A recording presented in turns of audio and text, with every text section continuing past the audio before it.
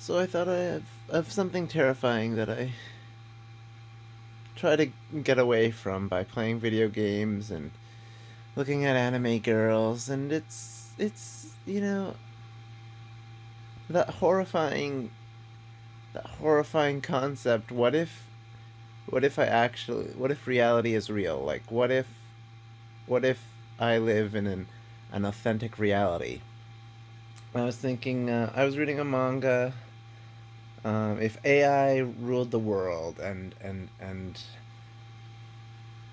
how like they're playing the simulations, and you don't know, like there's this beautiful heart-wrenching story of like the AI like saving the like cancer patient, and like trying to trying to prove that it's the most empathetic by like helping people. And I'm like, wait, is this part of the simulation by like the evil AI overlord to just like idle away the time and like have fun, or like learn how to control humans? Like, anyways, and there's simulation theory and like all this glorifying stuff like God and a benevolent deity, and like that the universe is not sentient but like sapient, that the universe is sapient, that it has like free will, that we have free will, like all of these glorifying ideas that like, or maybe like that we're a simulation to like help some other race, even provide entertainment.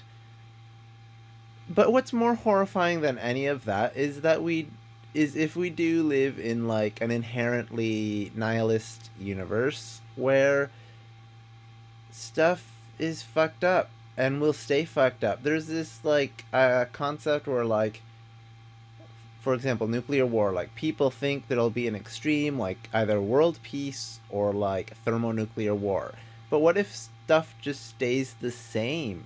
Like with natural selection, like people think, oh, there's going to be like smarter humans, there's going to be dumber humans, there's going to be more peaceful humans, there's going to be more aggressive humans. What if stuff just stays the fucking same? What if we keep killing animals? What if we keep killing each other? What if we, oh, I said killing, demonetized. What if like everything, what if evolution just like continues with like the survivors of war are the ones who breed, and like we just, instead of a fucking apocalypse, we just run out of farmland and then find new ways to grow crops, like run out of oil, there'll still be enough oil for some people to survive, like smaller population, population dynamics. Apocalypse doesn't mean we go extinct. Maybe humans will continue to persist like the cockroaches and will continue to eat prey. That kind of debunks some of my concepts of short-term maximize or minimizing suffering, because like what if humans survive habitat loss? That's horrifying. um I used to think that, well, I still do. I i still, these Egyptian batteries, this great sphinx, like, are these water dynamics caused by erosion or like by like piezoelectrics,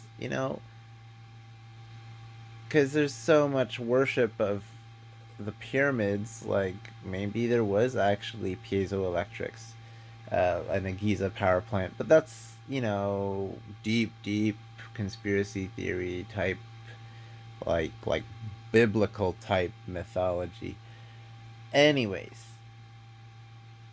if that happened to be the case, like imagine if like what is the probability that we're not in a simulation?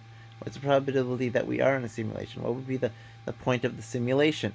Well, like, no, stuff just keeps happening. What's the probability that now we're on the brink of extinction? Oh, how meaningful that we can choose whether to go extinct or not. That's always been the case for humans. We were always on the brink of extinction. We always had predators or existential threats to the human race. That's always been the case. Now We actually have fewer now than before, right? We're even though we're pushing ourselves to extinction, like maybe like destroying the planet doesn't mean we immediately go extinct. It just means most life goes extinct. Just means most humans get culled, and then that's how natural selection goes. And well, yeah, like civilization will be utterly destroyed, but humans will probably persist somehow. Tons of sci-fi about like surviving in bunkers and spaceships and the whole 9 yards. And like, yeah, maybe that's a short-term thing. Maybe we don't last longer than 2,000 years. But I'm sure like some dude will be like, "Oh well, I'm gonna live in my secret hideout and like maybe in you know 80,000 years or 10,000 years, like the climate will stabilize again after we're gone, and maybe in another 200,000 years there'll be oil again, like plenty of oil, and maybe there'll be another civilization, and like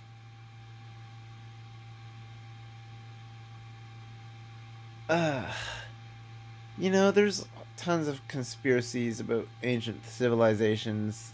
I don't know if it's like caused by erosion or what, but ugh, it'd be good if governments didn't like burn, like purge technology, and like burn, like, oh, medicine, burn the witch. Uh, like music, oh, that's capitalism, burn it. Um, I'm trying to think of more examples, but like there was plenty of dark ages where technology just got purged as like witchcraft, or you know, I I'm trying to. There was another example I forgot, but like yeah, it's bad, and we just we're utility monsters, and like ugh, like with technological singularity, like what would that would be cool, but like think about that. What would imagine like an actual just world where like we ended like disease and predation. Like what would be the point of the human race, right? Humanity isn't our body. That's physicalism. Um but there's a neural network that we use to think, or people say soul, but from a, I guess, reductionist standpoint, our soul is a byproduct of you know physicalism, and it has more meaning, right? uh like even if you use deconstructivism, you can say that mental constructs are soul. Like mental constructs have meaning because like identity has meaning. um and so where was I going with this? Something like, oh yeah, yeah, that we would make good pets because all this stuff about like with domesticating dogs, with domesticating cats. Oh, by the way, in Singapore you can buy like lab grown meat now, so no excuse to kill animals in Singapore now. Even if you own a cat or are in love with a meat eater. Anyways, I hope that comes to everywhere immediately, like now, because we need it now. We need lab grown meat now so that meat eaters no longer have an excuse to murder or pay people to murder. Because animals are people, and you know, cats you can put them in solitary confinement to make them lonely and friendly. Like falcons, you can starve them to make them obedient. The same works with humans. There's human slavery in the U.S. There's human slavery in China. And then you see like the really, really like absolutely no human rights, human slavery in like Libya. Thank you, Hillary Clinton. That's I'm being sarcastic. Um, anyways, I think slaves do need rights as a matter of well being, because ugh, everyone's rights needs to be protected, and from the doctrine of productive purity, that's just that's the end of the matter. Like, just protect everybody's rights. And if you need to break one person's rights to protect another's, then that's game. But like, obviously, personhood is most people view personhood subjectively, um, right? Like, not everybody sees me as a neural network. Not everyone sees cows as people, um, right? So people would want to give themselves more rights than cows or blacks or foreigners. I'm not trying to be racist. I'm trying to point out that people have egocentric views, and that self identity is very supremacist, because I think we're inherently arrogant. There's that song, "Everybody Wants to Rule the World." Um, I think people are really arrogant, and like, humility is has to be taught as a virtue. Really, people will consider virtues if it makes them happy, but not as a matter of logic. No, no, no. Like, I guess if people are taught to value truth or like logic, then they might be like, oh yes, it does make sense to afford people human rights. It does make sense not to have slavery. But like, the real reason why we don't have slavery is because we're told, like, you'll be penalized if you have slaves, and it's wrong to own a slave. And then people are like, oh, really? Okay, I believe you. Then they're not like, oh, it's like, it's not a matter of empathy, like, because people who are against slavery enslave animals, and enslave, like, people who do soft drugs, and enslave, like,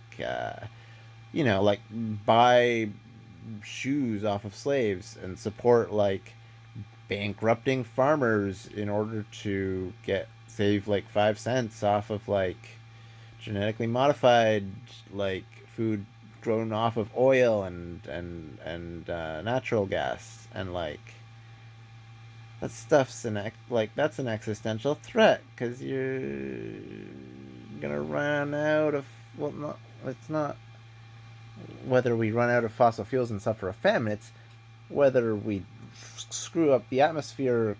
I mean, we've already, I think, passed the point of no return, but we can go back by putting carbon back into the ground and trees and forests. Um, Anyone who's taken 1 minute to Google petrolysis can see that, like, carbon from trees doesn't come from the ground; it comes from the air.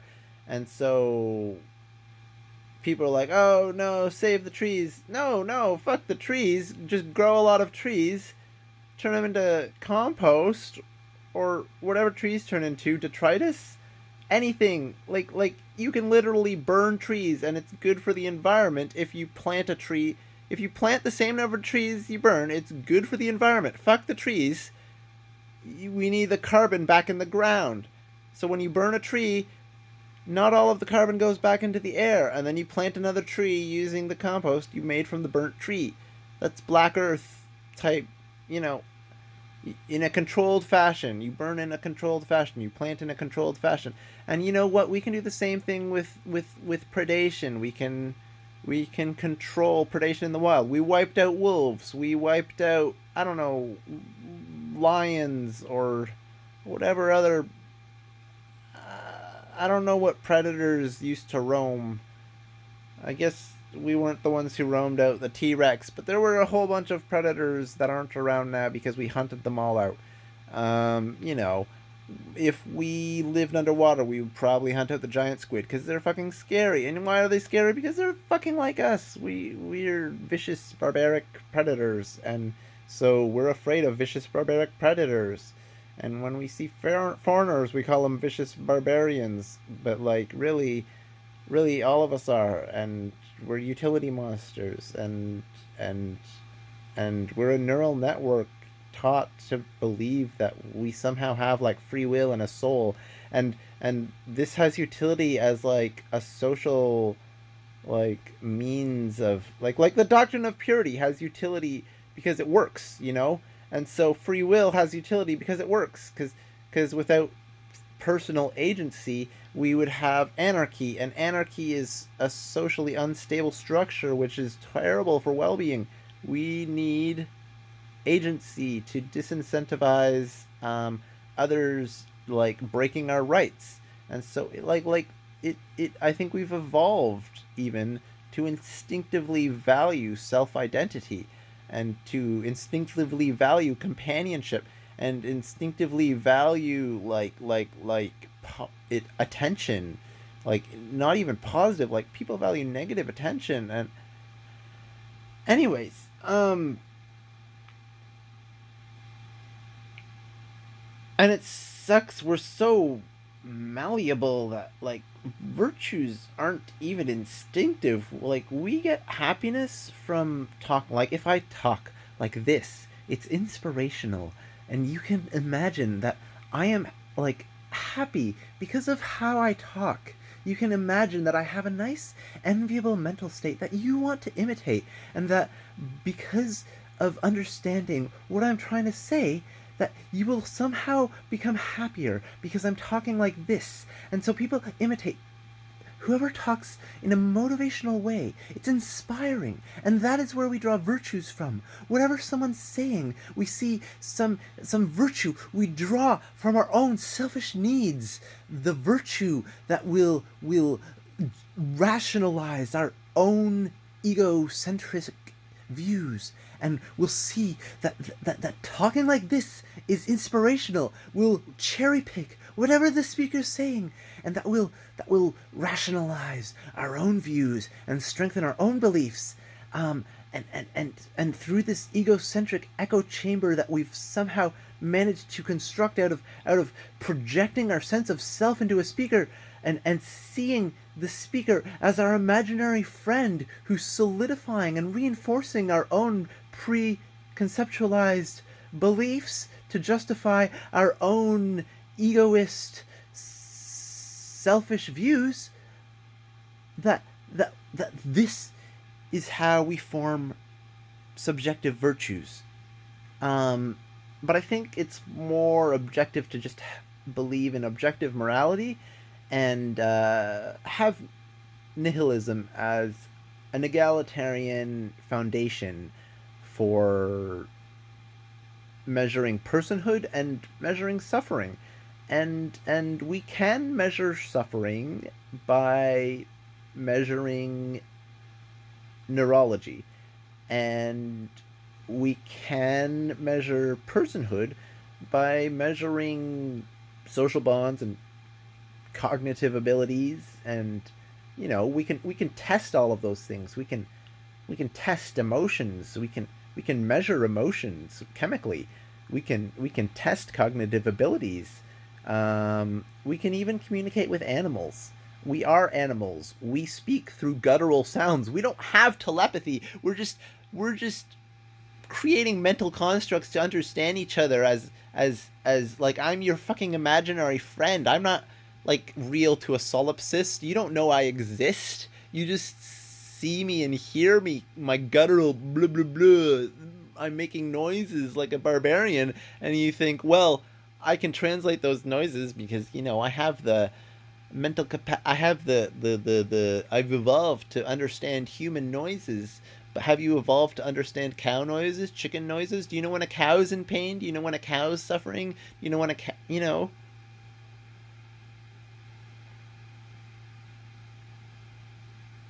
That's all I wanted to say. Sorry for the nightmares.